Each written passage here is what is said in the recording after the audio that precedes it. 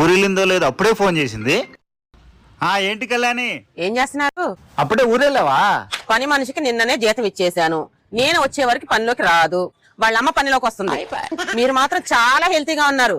మాటి మాటికి మన వీధిలో ఉన్న లేడీ డాక్టర్ దగ్గరికి వెళ్లాల్సిన అవసరం లేదు. మీ కోతి మొక్కని పోగు చేయకండి. పోయినసారి ఇల్లు క్లీన్ చేయడానికి నాకు 2 రోజులు పట్టింది. మీ మరదల పుట్టినరోజు పోయిన నెలలోనే అయిపోయింది. మన ఇద్దరం కలిసే విషయం చెప్పాము. అర్ధరాత్రి అపరాత్రి వెళ్లి డోర్ కొట్టి బిలేటెడ్ విషయం చెప్పాల్సిన అవసరమే లేదు. మా మరిది ఈ మధ్యనే కరాటీ నేర్చుకుంటున్నాడంట. నీకోసమే నేర్చుకుంటున్నాడేమో నాకు అనుమానం. అలమార్లో కుడివైపు నుండి మీ చెడ్డీలు, ఎడం వైపు నుండి పిల్లోడు చెడ్డీలు.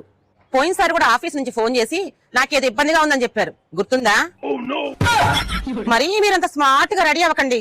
మన వీధిలో ఉన్న రాధిక, జ్యోతి, స్వాతి వాళ్ళు ఊరెళ్లారు. నేను ఇంకేదో ఊహించుకున్నా. నా గురించి బాగా తెలుసు కదా, నేను ఊరు నుంచి ఎప్పుడైనా తిరిగి రావచ్చు. ఇది వచ్చినా వచ్చింది అనుమాన పక్షి.